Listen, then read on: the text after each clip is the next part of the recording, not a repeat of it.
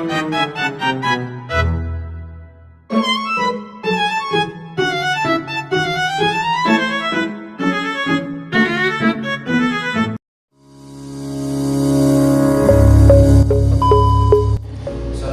warahmatullahi wabarakatuh. Kami dari mahasiswa Universitas Pamulang, program studi akuntansi Fakultas Ekonomi dan Bisnis, mata kuliah akuntansi manajemen dengan dosen pengampu Ibu Indawati, STM Jakarta. Perkenalkan, kami dari kelompok 6 yang beranggotakan saya Peter Perwira Wijaksono. Dan di sini dan kedua rekan saya akan membahas materi mengenai balance scorecard. Pengertian balance scorecard adalah sistem manajemen strategis yang digunakan untuk menerjemahkan visi dan strategi organisasi ke dalam tindakan nyata melalui pengukuran kinerja yang seimbang, baik dari sisi keuangan maupun non keuangan. Diperkenalkan oleh Robert Kaplan dan David Norton pada tahun 1992 melalui artikel balance scorecard. Selanjutnya itu ada fungsi utama BSC.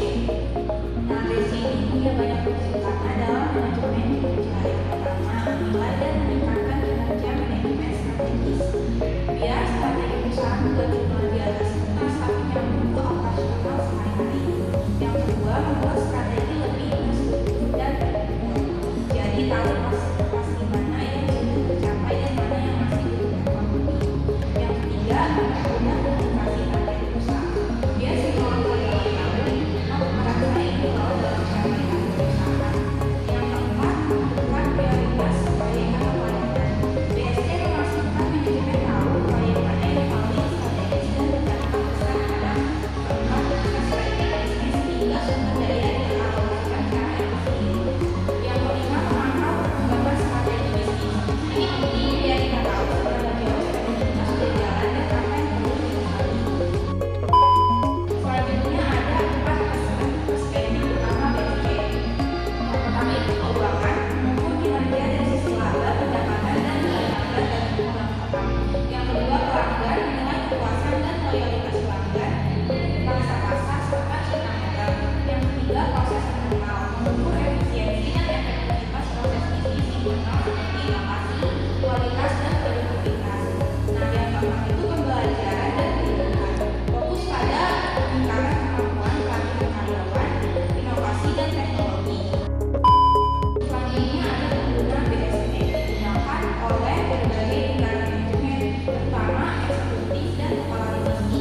Keberhasilan implementasi tergantung pada komitmen dan keterlibatan seluruh tim serta gaya kepemimpinan yang terbuka.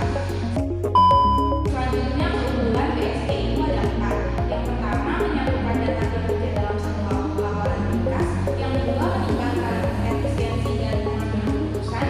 Yang ketiga, membantu komunikasi visi dan prioritas antar bagian. Dan yang terakhir, meningkatkan produktivitas dan evaluasi perusahaan. Selanjutnya ada langkah-langkah BSC. Yang pertama ada tentukan visi perusahaan, yaitu visi menjadi area utama yang menggambarkan tujuan jangka panjang perusahaan. Lalu yang kedua ada tetapkan tujuan strategis, yaitu untuk menganalisis SWOT.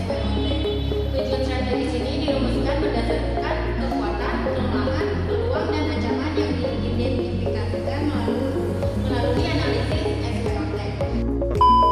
Lalu yang ketiga ada tentukan faktor kunci keberhasilan, yaitu elemen penting yang harus dicapai agar tujuan itu strategis dapat terrealisasi. Yang keempat ada penetapan indikator kinerja utama. KPI digunakan untuk mengukur sejauh mana tujuan strategis itu telah tercapai secara kuantitatif. Dan yang terakhir ada tentukan target rencana dan tindakan nyata.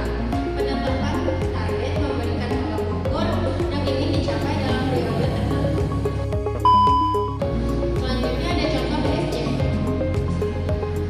Terbagi menjadi 4. Yang pertama ada perspektif finansial. Itu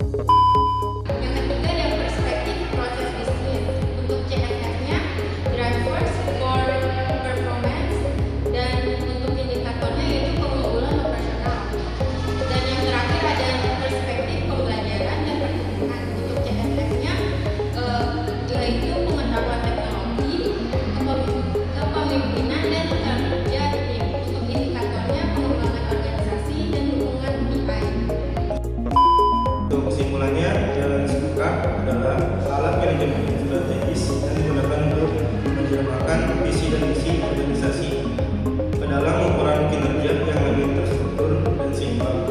BSC menilai kinerja tidak hanya dari sisi keuangan, tapi itu juga perspektif pelanggan, proses bisnis internal, serta pembelajaran dan pertumbuhan. Melalui 4 perspektif ini, organisasi dapat memantau pencapaian tujuan serta secara menyeluruh, meningkatkan efektivitas proses kerja, serta memastikan bahwa strategi jangka panjang benar-benar tercermin dalam aktivitas operasional.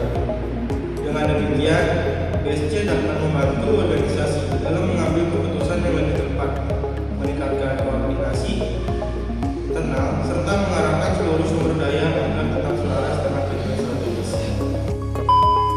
Sekian dari kelompok kami, kurang lebihnya mohon maaf, dan jangan lupa like.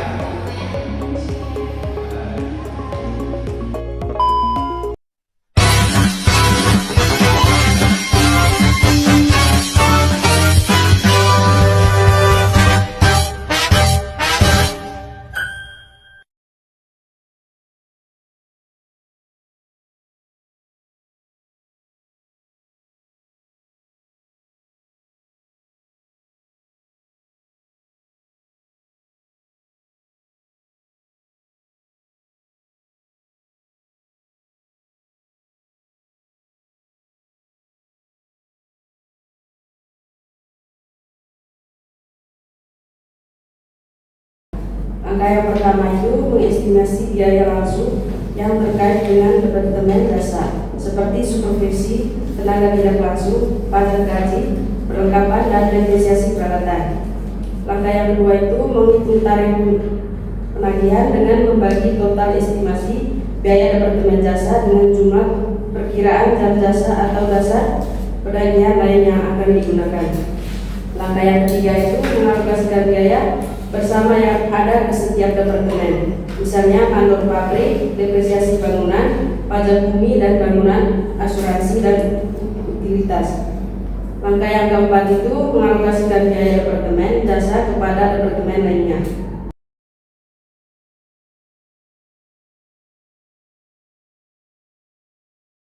Tujuannya itu mengendalikan biaya dengan membandingkan realisasi versus anggaran. Yang berikutnya itu ada jenis anggaran. Yang pertama anggaran statis, tetap meskipun volume berbeda. Anggaran fleksibelnya itu menyesuaikan dengan volume aktual sehingga lebih akurat untuk nilai efisiensi biaya. Untuk kesimpulannya, akuntansi pertanggungjawaban adalah sistem penting dalam akuntansi manajemen untuk memastikan biaya dan pendapatan terkendali.